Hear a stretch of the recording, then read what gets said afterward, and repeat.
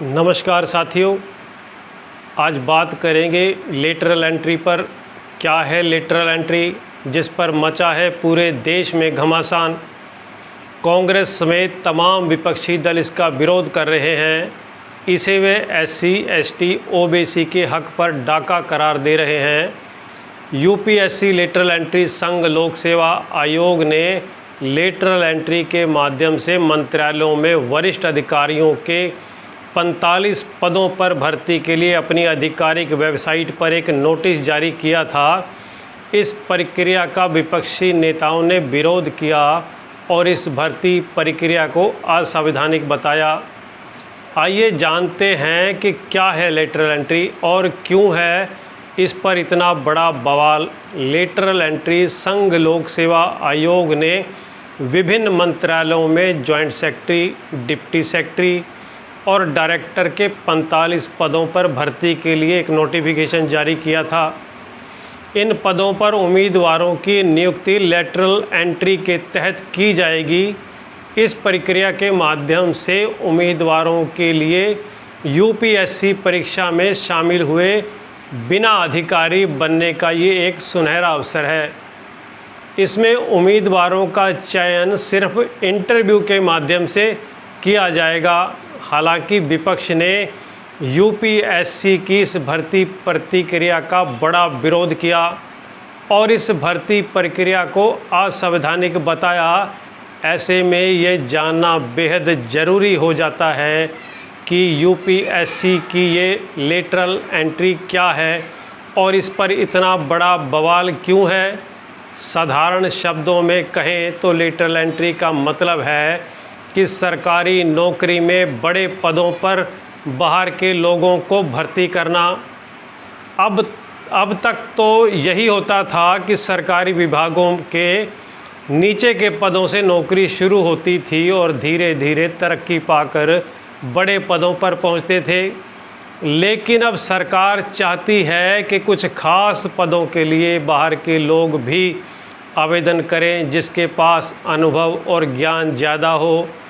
UPSC में lateral entry scheme से केंद्र सरकार के मंत्रालयों में निजी क्षेत्र के एक्सपर्ट्स की सीधी भर्ती होती। ये भर्तियां संयुक्त सचिव, डायरेक्टर और डिप्टी डायरेक्टर जैसे सीनियर पदों पर होती। लेटरल एंट्री स्कीम में प्राइवेट सेक्टर में 15 साल काम करने के एक्सपीरियंस वाले आवेदन कर सकते थे। यानी अगर सिविल सेवा ब्यूरोक्रेसी में आर्थिक जगत से जुड़ा कोई पद आता है तो उसमें प्रमोशन देकर किसी IAS अधिकारी की बजाय आर्थिक जगत के किसी एक्सपर्ट का चुनाव करके नियुक्त किया जाए। UPSC की लेटरल स्कीम भर्ती नोटिफिकेशन पर इन दिनों घमासान मचा हुआ है। पक्ष और विपक्ष इस मामले पर आमने सामने आ गए हैं। लेटरल एंट्री पर विपक्ष एक सुर में सरकार के खिलाफ खड़ा है। राहुल गांधी जी ने लेटरल एंट्री के जरिए लोक सेवकों की भर्ती के सरकार के कदम को राष्ट्र विरोधी कहा। उनका कहना है कि इससे अनुसूचित जाति, अनुसूचित जनजाति और अन्य पिछड़े वर्ग का आरक्षण खुलेआम छीना जा रहा है। राहुल गांधी जी ने कहा कि शीर्ष नौकरशाहों समेत देश के सभी शीर्ष पदों पर वंचितों का प्रतिनिधित्व नहीं है। उसे सुधारा नहीं जा रहा बल्कि लेटरल एंट्री के जरिए उन्हें शीर्ष पदों से और दूर किया जा रहा है। इसके साथ ही उन्होंने इसे UPSC की तैयारी कर रहे युवाओं के हक पर डाका करार दिया। राहुल गांधी जी ने कहा कि कांग्रेस हर कीमत पर संविधान और आरक्षण व्यवस्था की रक्षा करेगी।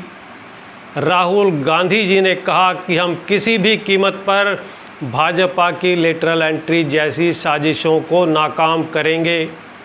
वहीं कांग्रेस अध्यक्ष मल्लिकार्जुन खड़गे जी ने कहा कि दलितों, आदिवासियों, पिछड़े और कमज़ोर वर्गों के लिए सामाजिक न्याय की उनकी पार्टी की लड़ाई ने आरक्षण छीनने की भाजपा की योजना को विफल कर दिया।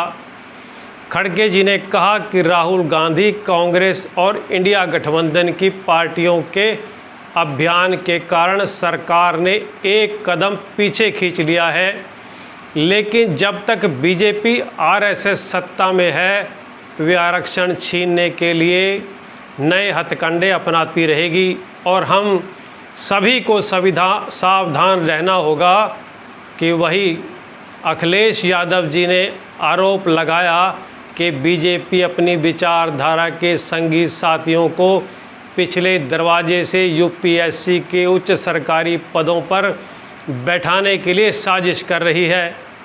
उनका कहना है कि सरकार के इस कदम से आम लोग सिर्फ बाबू और चपरासी तक ही सीमित रह जाएंगे।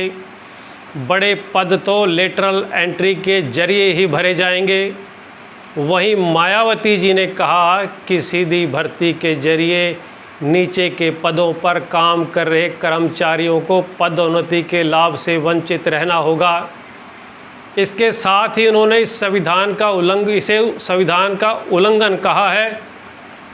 हालांकि विरोधी और एनडीए के सहयोगी दलों के सुझाव के बाद मोदी सरकार ने इस फैसले को वापस ले लिया है।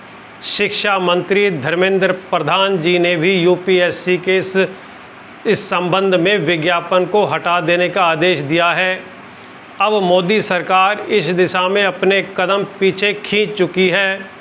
बहरहाल इस पर नज़र बनाए रखना, देखते हैं आगे क्या होता है।